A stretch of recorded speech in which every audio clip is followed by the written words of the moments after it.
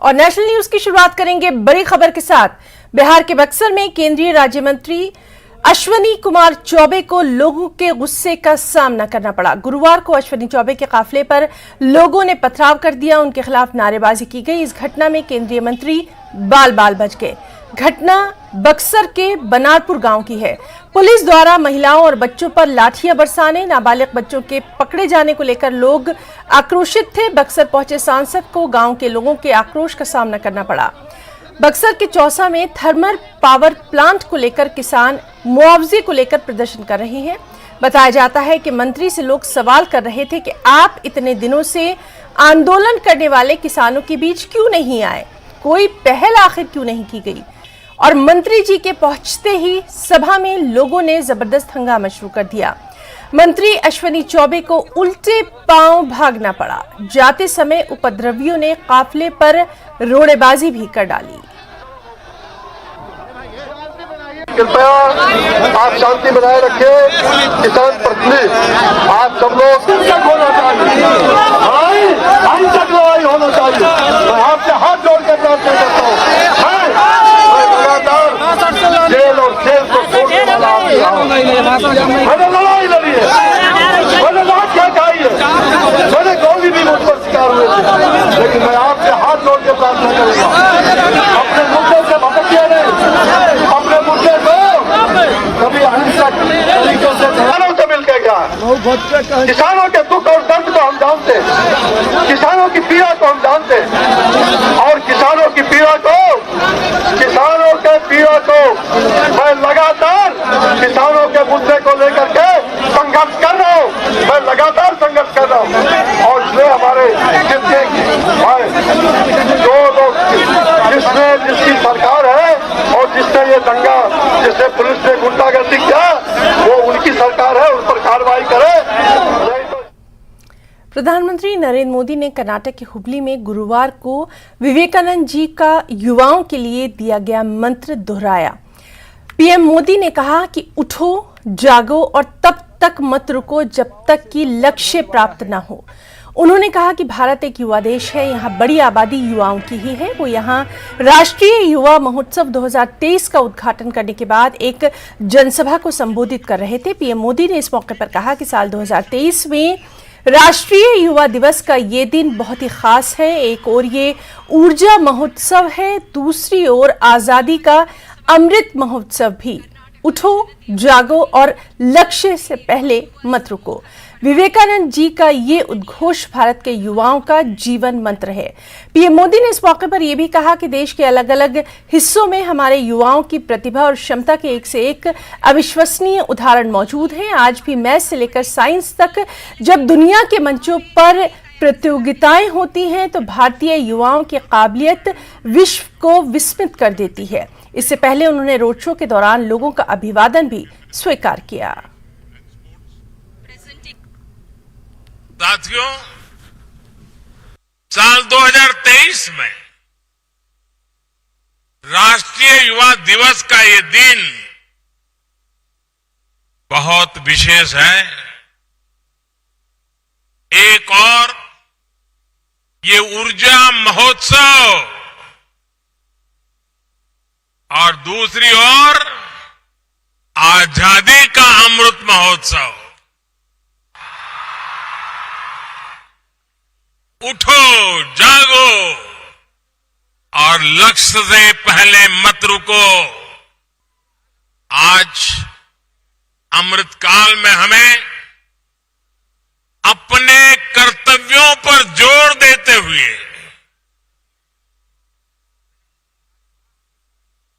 अपने कर्तव्यों को समझते हुए देश को आगे बढ़ाना है। ये एक भारत श्रेष्ठ भारत की भावना का अमर उदाहरण है।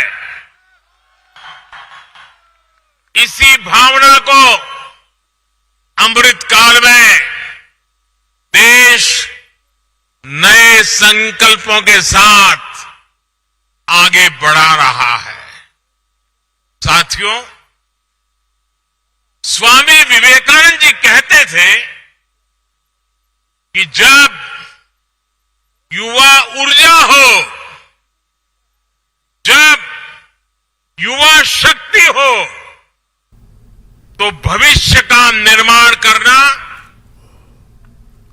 राष्ट्र का निर्माण करना उतना ही आसान होता है।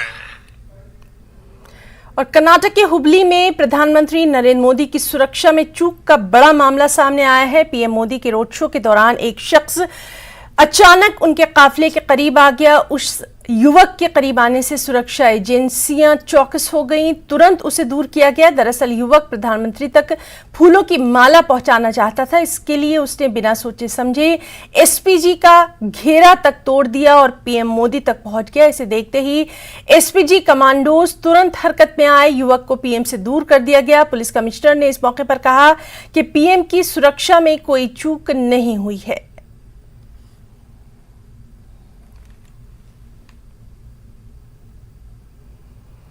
खबर पंजाब से। पंजाब में कांग्रेस की भारत जोड़ो यात्रा के दौरान गुरुवार को कांग्रेस सांसद राहुल गांधी ने एक जनसभा को संबोधित किया। इस मौके पर राहुल गांधी ने कहा कि हिंदुस्तान के अरबपति इस देश को रोजगार नहीं दे सकते। लुधियाना के लघु मध्यम उद्योग इस देश को रोजगार दे सकते हैं। अगर इनको मजबूत किया जाए तो लुधियाना चीन का मुकाबला कर सकता है। पूर्व कांग्रेस अध्यक्ष ने यह भी कहा कि गुरु नानक देव जी ने पूरी दुनिया को बताया है कि प्यार और मोहब्बत पंजाब की संस्कृति है। यहां हिंसा, नफरत और डर की कोई जगह नहीं होनी चाहिए। हिंदुस्तान के अरबपति इस देश को रोजगार नहीं दे सकते। लुधियाना के स्मॉल और मीडियम बिजनेसेस इस देश को रोजगार दे सकते हैं। अगर इनको मजबूत किया जाए, अगर इनकी मदद किया जाए तो लुधियाना चाइना का मुकाबला कर सकता है। यह सच्चाई है। मगर आपकी कोई मदद नहीं करता है, कोई विजन नहीं है, कोई दृष्टिकोण नहीं है। उल्टी सीधी बातें की जाती हैं, चाहे पंजाब की सरकार हो, चाहे हिंदुस्तान की सरकार हो। तो इस यात्रा ने हिंदुस्तान को जोड़ने का काम किया। एक और बेहद अहम खबर। उत्तराखंड के जोशीमठ में जमीन धंसने के मामले के कारण वहां के लोगों को सुरक्षित जगह पर शिफ्ट करने का काम जारी है। केंद्रीय गृह मंत्री अमित शाह ने जोशीमठ की स्थिति को देखते हुए 5 केंद्रीय मंत्रियों के साथ एक अहम बैठक की।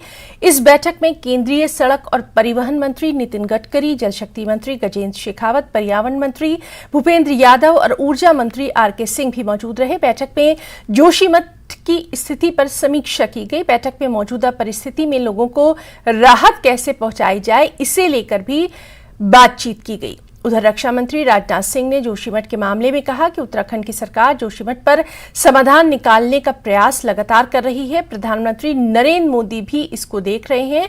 केंद्र सरकार भी पूरा सहयोग कर रही है। उत्तराखंड के जोशीमठ में जमीन धंसने के बाद भारतीय सेना की कई इमारतों में मामूली दरारें देखने में आई हैं। इसके चलते सैनिकों को अस्थायी रूप से दूसरी जगह पर शिफ्ट किया गया है। सेना प्रमुख जनरल मनोज पांडे ने गुरुवार को ये बात कही। वार्षिक सेना दिवस पर प्रेस कॉन्फ्रेंस को संबोधित करते हुए जनरल पांडे ने कहा 25 से 28 बिल्डिंगें में मामूली दरारें आई हैं। ये सेना की बिल्डिंग है और सैनिकों को अस्थायी तौर पर स्थानांतरित किया जा रहा है। जरूरत हुई तो उन्हें स्थायी तौर पर औली में शिफ्ट किया जाएगा। मौजूदा संकट के बावजूद सेना प्रमुख ने जोर देकर कहा कि अग्रिम क्षेत्रों में सेना की पहुंच प्रभावित नहीं हुई है। उन्होंने कहा कि जहां तक बाईपास रोड की बात है, अस्थायी तौर पर काम रोक दिया गया है, लेकिन अग्रिम क्षेत्रों तक हमारी पहुंच और अभियान की तैयारी हरगिज प्रभावित नहीं हुई है।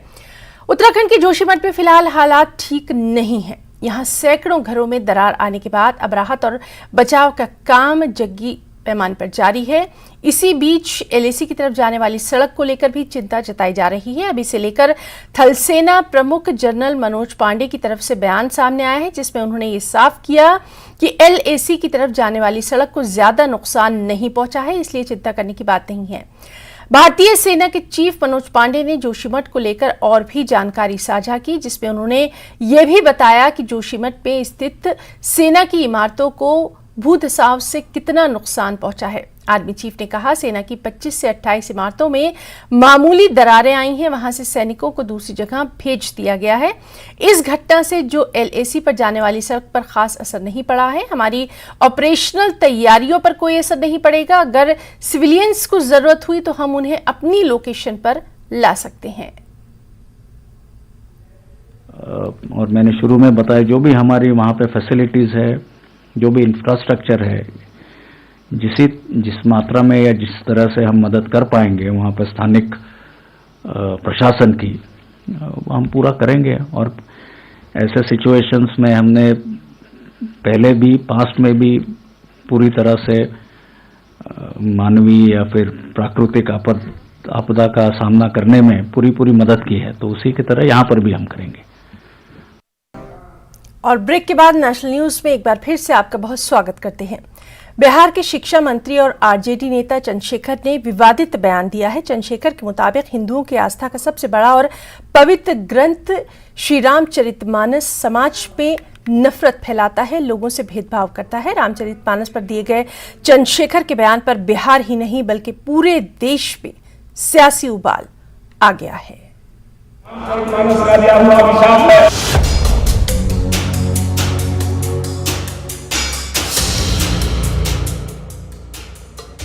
सुना आपने, ये बयान है आरजेडी से विधायक और नीतीश कुमार की सरकार में शिक्षा का जिम्मा संभाल रहे डॉक्टर चंद्रशेखर का। मैं जो मनुस्मृति का दिया हुआ अभिशाप है, रामचरितमानस का दिया हुआ अभिशाप है और नागपुर में लिखा गया गुरु गोवलकर का सिद्धांत है।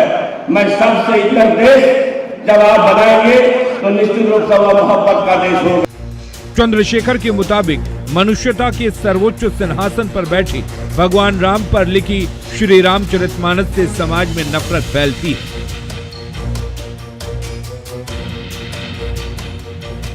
चंद्रशेखर ने यह विवादित टिप्पणी नालंदा ओपन यूनिवर्सिटी के 15वें दीक्षांत समारोह में की। जाति पर कटाक्ष करते करते शिक्षा मंत्री मनुस्मृति और फिर श्री रामचरितमानस तक पहुंच गए।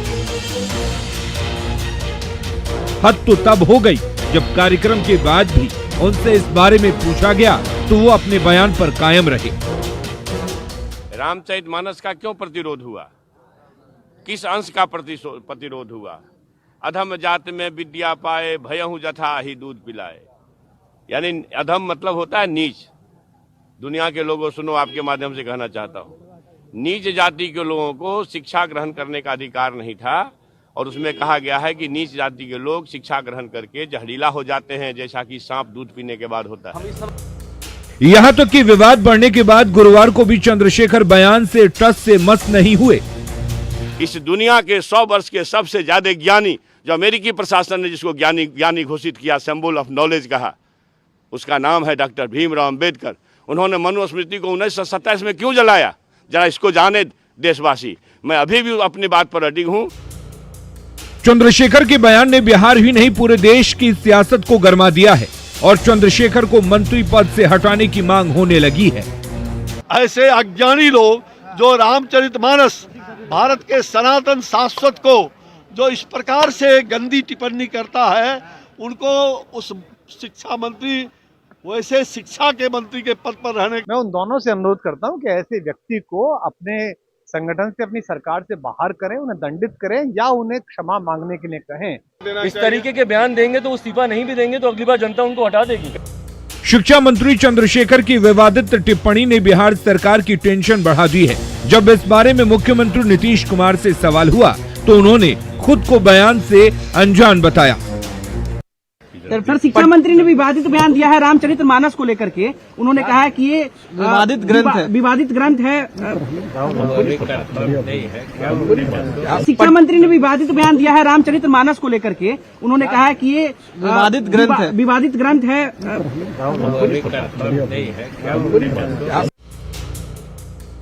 डॉक्टर चंद्रशेखर की विवादित टिप्पणी पर छिड़े संग्राम ने आरजेडी नेताओं को भी बैकफुट पर खड़ा कर दिया है। आरजेडी विधायक और पीएचडी मंत्री ललित यादव ने अपनी ही पार्टी के नेता डॉक्टर चंद्रशेखर के बयान से किनारा कर लिया है और कहा है कि रामचरितमानस हमारे धरोहर ग्रंथ हैं। नहीं, हमने कहा हम उनका बयान नहीं देखे हैं और बयान में क्या है, किस परिप्रेक्ष्य में बयान दिए हैं, तो उसको देखने के बाद ही हम उस पर कोई कमेंट करें। रामचरितमानस के बारे में क्या कहेंगे, वो कैसा धर्म?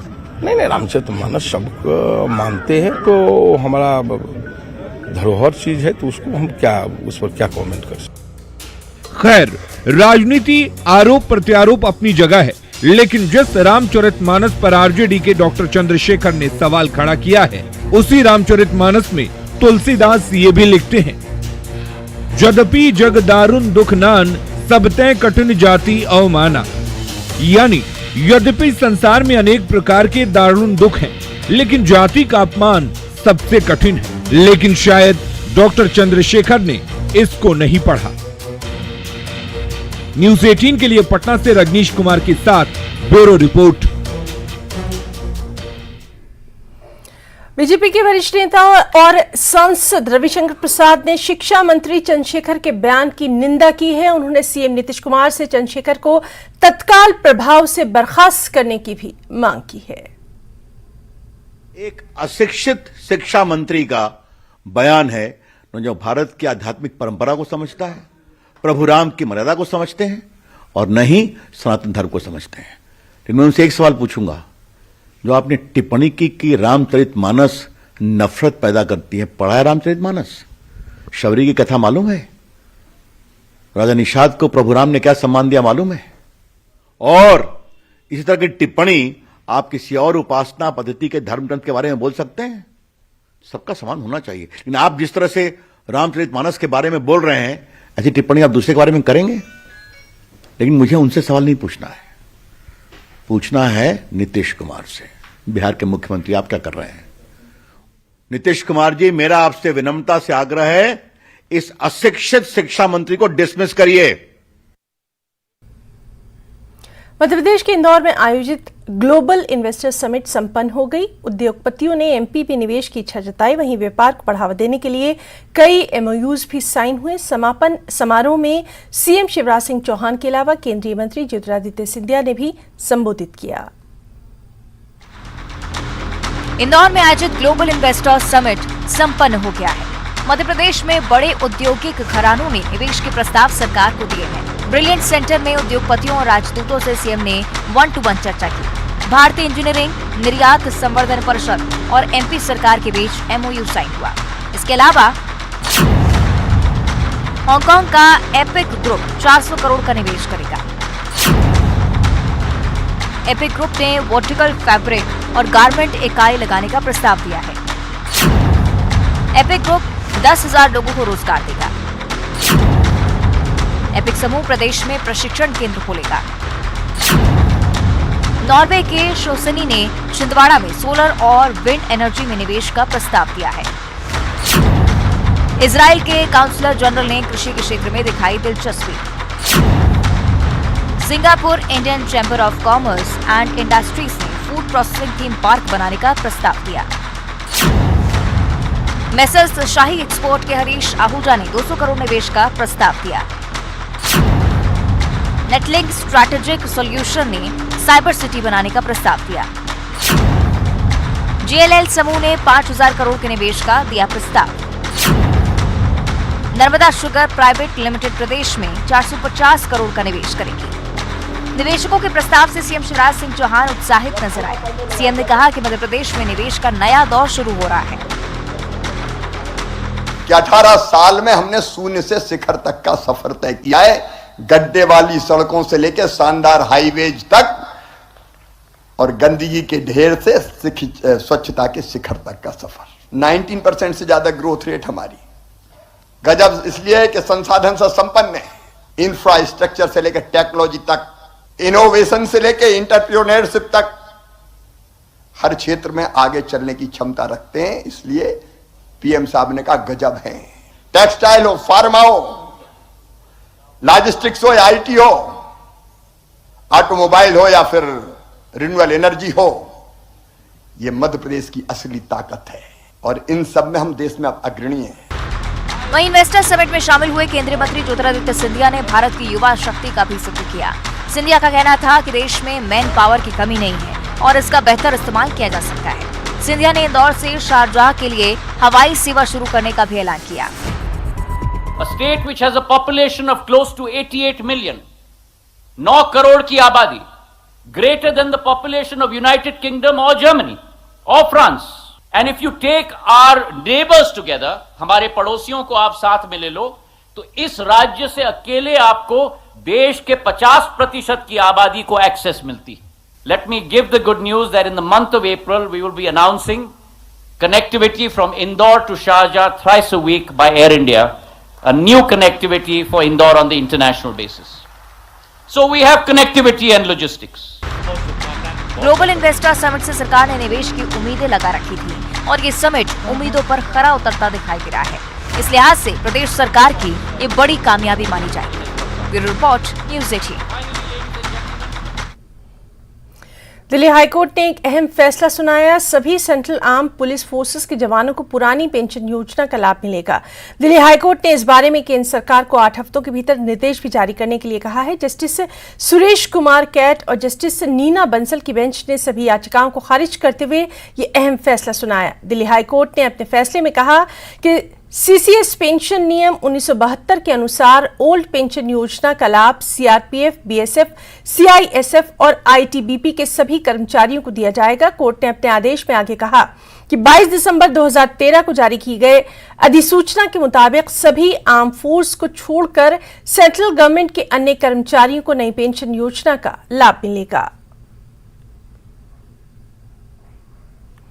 राजकीय संग्रहालय मेरठ और इस्माइल गर्ल्स पीजी कॉलेज के संयुक्त तत्वाधान में भारतीय कला में गंगा यमुना का महत्व विषय पर संग्रहालय में एक खास पेंटिंग प्रदर्शनी का आयोजन किया गया। पेंटिंग के जरिए जीवनदायिनी गंगा और यमुना के महत्व को समझने और इनको प्रदूषण से बचाने का संदेश देने की कोशिश की गई। गंगा यमुना नदियों के भारतीय सांस्कृतिक और जीवन के लिए महत्व को पेंटिंग में खूबसूरती से दर्शाते हुए लोगों से एक धरोहर के रूप में इसे संरक्षित करने की अपील की गई। पेंटिंग का आयोजन 1 सप्ताह के लिए किया गया है। संग्रहालय एवं इस्माइल नेशनल महिला पीजी कॉलेज के संयुक्त तत्वाधान में एक प्रदर्शनी का आयोजन किया गया है, जिसमें गंगा और यमुना के महत्व को समझाते हुए विभिन्न प्रकार के चित्र, उनके जो त्यौहार हैं और जो गंगा किनारे अलग अलग हमारे जगह हैं वहाँ पर जो मेले और जो सभी त्योहारों में जो इन गंगा और यमुना का जो महत्व है वो चित्रों के माध्यम से आप सभी के सामने प्रदर्शित किया गया है। गंगा यमुना जीवनदायिनी जिनको माना जाता है कि भारत में जो भारत की प्रारंभिक सभ्यता से हम देखते हैं कि गंगा का और महत्व रहा है और गंगा के किनारे ही जो हमारी सभ्यताएं हैं उनका विकास हुआ है। तो उन्हीं के महत्व पर एक प्रदर्शनी की गई है जो कि हमारी छात्राओं ने जिसमें बनाया और विभिन्न जो गंगा के स्वरूप को प्रदर्शित किया। इसी के साथ साथ हम आज संग्रहालय में गंगा की कहाँ से कैसे डिपिक्शन हुआ, कैसे शुरुआत या हम देखते हैं उनको सबसे पहले उदयगिरी में अभी तो बताया कि कैसे सबसे पहले इतिहास में कैसे हम गंगा का डिपिक्शन देखते हैं।